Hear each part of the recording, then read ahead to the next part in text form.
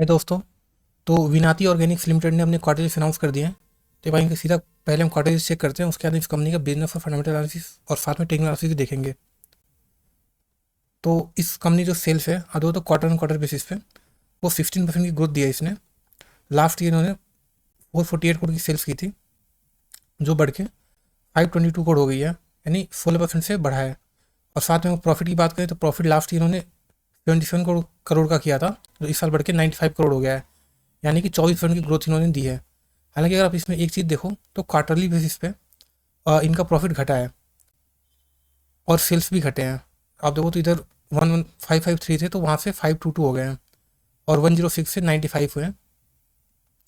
तो actually chemical company कोई seasonal company नहीं होती है, जैसे कि ऐसा नहीं कि दिवाली के टाइम पे इनकी सेल्स बढ़ जाती है या घट जाती है। तो केमिकल कंपनी के अंदर हम क्यू ऑन क्यू बेसिस पे भी थोड़ा देख सकते हैं। हालांकि ऑब्वियसली ज़्यादा ये मैटर नहीं करता, बट फिर भी ठीक है। तो ओवरऑल नंबर तो ठीक है, मतलब 24% नंबर ठीक है।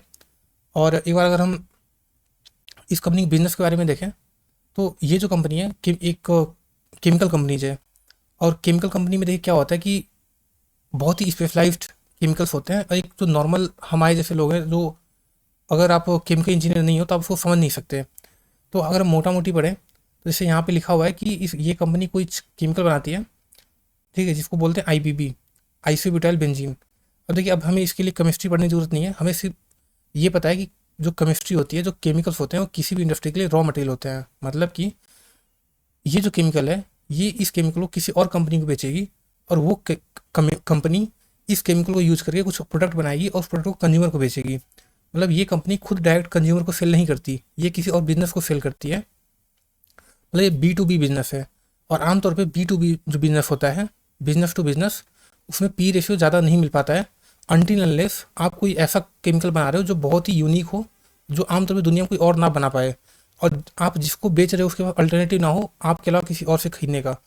तो इसको चेक करने के लिए हमें केमिस्ट्री पढ़ने की जरूरत नहीं है, हमें सिर्फ एक चीज़ देखना था, हम इस कंपनी का ओपीएम देख लेते हैं। जैसे अगर हम यहाँ पे हम प्रॉफिट एंड लॉस स्टेटमेंट देखें तो आप इस कंपनी का ओपीएम देखो, ठीक है। तो यहाँ ओपीएम देखो तो यहाँ 22% का ओपीएम है, कब? 2013 में। तो ऐसा नहीं है सिर्फ रिसेंट का ओपीएम देखिए, है ना। कई बार जैसे क्या हुआ कि केमिकल के केस में कोविड के बाद से ना कई केमिकल कंपनीज जो पहले बहुत खराब हुआ करती थी, अचानक से उन्होंने काफ़ी अच्छा रिजल्ट दे दिया, तो लोगों को लगा ये केमिकल कंपनी सुधर गई, तो लोगों ने उसने दबा के इन्वेस्टमेंट कर दिया। पर जाहिर से तो धोखा था। जैसे लेकिन इस कंपनी के केस में क्या है कि ये ऐसा नहीं कि ये कोविड वाली कंपनी है, मतलब कोविड के बाद से कंपनी ने बहुत अच्छा किया है, ऐसा नहीं है। हाँ, कोविड के टाइम पे भले इसके ओपीएम देखो तो इस जोन में कोविड के पहले भी इसके रिजल्ट अच्छे थे, ओपीएम काफ़ी अच्छे थे। अभी थोड़ा सा कम हुआ है, बट फिर भी इसके ओपीएम कंसिस्टेंटली 20% से ऊपर है। आप देखो, ये 10 साल का डेटा है, मतलब इसके ओपीएम 20% से ऊपर है। ठीक है, मतलब कंपनी अगर 80 रुपये प्रोडक्ट बनाती है तो उसको 100 रुपये में बेचती है, उससे भी ज़्यादा में बेचती है। तो ये केमिकल कंपनी ऐसा नहीं कि सिर्फ कोविड की वजह से चली थी, ये केमिकल कंपनी कोविड के पहले भी काफ़ी अच्छा करती थी। तो हम बोल सकते हैं कि कंपनी फंडामेंटली स्ट्रांग है, और इसके जो केमिकल्स हैं वो कहीं ना कहीं मतलब इसेंशियल केमिकल हैं। इसेंशियल इन द सेंस जिनको ये बेचती है उनके लिए अल्टरनेटिव नहीं है किसी और कंपनी से खरीदने का। ठीक है, मतलब उनको काइंड ऑफ उनकी डिपेंडेंस है इस कंपनी के ऊपर। तो ये कंपनी हम बोल सकते हैं फंडामेंटली स्ट्रांग कंपनी है। अच्छा, दूसरा हम देखते हैं अगर अभी के हिसाब से, तो ये जो कंपनी है करीब 40% डाउन है। आप देखो यहाँ से, हालांकि अगर हम टेक्निकली बात करें, एकदम शॉर्ट टर्म में हम बात करें, तो अभी के लिए तो थोड़ा सा ये नेगेटिव सेंटीमेंट है। जैसे आप देखो इधर टॉप जो है नीचे की तरफ शिफ्ट हो रहा है, मतलब जैसे इधर से एक रैली आई, ऊपर गया, यहाँ से सेलिंग आ गई, फिर ऊपर गया, फिर इधर सेलिंग आ गई, फिर थोड़ा ऊपर गया, आप देखो फिर इधर सेलिंग आ गई। तो आप देखो जब जब भी क्या हो रहा है कि जैसे ही शेयर प्राइस थोड़ा सा 2-4-5% रैली दे रहा है, तो लोग ऊपर से बेचना शुरू कर दे रहे हैं। मतलब अभी कंपनी के अंदर सेलिंग प्रेशर ज़्यादा है, मतलब इसके अंदर जो एग्जिस्टिंग इन्वेस्टर है उनका बेचने का मूड दिखा रहा है। देखिए, ये जो चार्ट होता है क्या दिखाता है, इसे सिंपली साइकोलॉजी दिखाती है कि इसका मतलब ये है कि जो लोग भी इसके अंदर फंसे हुए हैं, जो लोग इसके अंदर इन्वेस्ट कर रखे हैं, उनका पेशेंस डगमगा रहा है। तो जैसे ही थोड़ा सा शेयर प्राइस ऊपर जाता है लोग बेचना शुरू कर देते हैं। इनफैक्ट अगर आज के दिन भी आप देखो तो ये शेयर प्राइस काफ़ी ऊपर चला गया था, आप देखो यहाँ तक चला गया था 1780 तक, बट शाम होते होते ये स्टॉक 1713 आ गया। ऊपर से यहाँ पे आप देखो तो करीब 3-4% आई थिंक नीचे आ गया था। मुझे पता नहीं इसके रिजल्ट ओपन मार्केट में आए थे या नहीं आए थे, बट ऊपर से करीब 4% नीचे आ गया, आंखें बंद हुआ है। तो अभी शॉर्ट टर्म के लिए थोड़ा सा कंपनी में प्रेशर लग रहा है। ठीक है, तो वेट कीजिए, अगर अगर आप इन्वेस्टिंग देख रहे हो तो इसमें थोड़ा सा वेट किया जा सकता है। बाकी देखिए अभी के टाइम पे अगर ये 40% डाउन है, ठीक है, तो एक बार हम इसको हिस्टोरिकल देखते हैं कि ये कंपनी आप दो तो 38-39% डाउन थी अपने ऑल टाइम हाई से। तो क्या हम देखते हैं कि क्या ये कंपनी पास्ट में भी डाउन रही है। तो अगर आप यहाँ पे देखोगे, जैसे देखिए ये कोविड का टाइम है, तो यहाँ पे कंपनी 45% डाउन थी। उसके पहले इधर ये 2017 का टाइम है, उधर 31% डाउन थी। उसके पहले यहाँ पे आधो 50% डाउन थी ये 2015 में। फिर यहाँ पे आप देखो तो 50% डाउन थी 2013 में। और फिर यहाँ पे ये 2011 है, उस टाइम 40% डाउन थी। तो ये कंपनी का आप नेचर देखो तो नेचर कंपनी का कैसा है कि ये कंपनी पहले एक अच्छी खासी रैली देती है, ठीक है। मतलब आप देखो एक यहाँ से एक रैली आई, फिर कॉन्सल्टेशन या थोड़ा नीचे की तरफ गिरना, फिर एक रैली,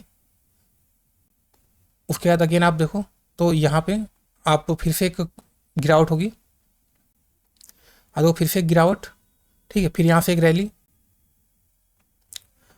तो मतलब बेसिकली अगर आप ऐसा देखोगे तो आपको लगातार आपको यही चीज़ मिलेगी कि एक यहाँ पे आपको रैली दिखेगी, फिर एक गिरावट दिखेगी, फिर एक रैली दिखेगी, फिर एक गिरावट और कॉन्फिडेंस। ये जो कॉन्फिडेंस है ये 2-3 सालों का है, ठीक है। फिर एक रैली, फिर एक गिरावट, फिर एक रैली, और फिर यहाँ पे आप देखो तो ये अभी गिरावट है, यहाँ पे ये कॉन्फिडेंस चल रहा है 2-3 सालों से। तो ऐसा नहीं कि कंपनी खराब है, कंपनी फंडामेंटली काफ़ी स्ट्रांग है। देख, हर एक कंपनी के नेचर होता है गिरना। कोई भी जब बड़ी रैली आ जाती है, जैसे कि एक बड़ी रैली थी यहाँ पे, ठीक है, जैसे यहाँ पे आप इसका शेयर प्राइस देखो तो यहाँ बॉटम से ये शेयर प्राइस यहाँ पे करीब 3.5 गुना हो गया था। तो ऑब्वियसली जब कोई भी स्टॉक प्राइस जो इतना अच्छा रैली देता है तो उसके बाद थोड़ा सा एक डाउन ट्रेंड या फिर थोड़ा साइडवे करेक्शन, टाइम करेक्शन मिलता ही मिलता है। तो ऐसा कंपनी को कोई दिक्कत नहीं है। और एक हम दूसरी बात देखें कि जैसे हमने एक चीज़ हमने देख लिया कि ये कंपनी कोविड वाली कंपनी नहीं है, कोविड के पहले भी कंपनी अच्छी थी, ठीक है। तो कोविड के पहले भी इस कंपनी के सेल्स बढ़ते थे, कोविड के पहले भी इस कंपनी के प्रॉफिट बढ़ते थे, तो कंपनी तभी भी अच्छी थी।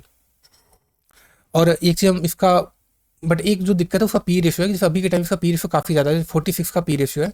अब वो 46 का पी रेशियो तो केमिकल कंपनी के लिए थोड़ा सा हम ज़्यादा मान सकते हैं, क्योंकि जिसमें केमिकल कंपनी रॉ मटेरियल बनाती है, रॉ मटेरियल के लिए 46 का पी काफ़ी अनजस्टिफाइड सा लगता है, ठीक है। अब अगर इसमें देखो भी, अगर आप 10 साल का हिस्टोरिकल पी देखो तो पहले कंपनी इधर आप देखो तो 26 पी, इधर 70, 27, 30, 40 इसके पी में थी।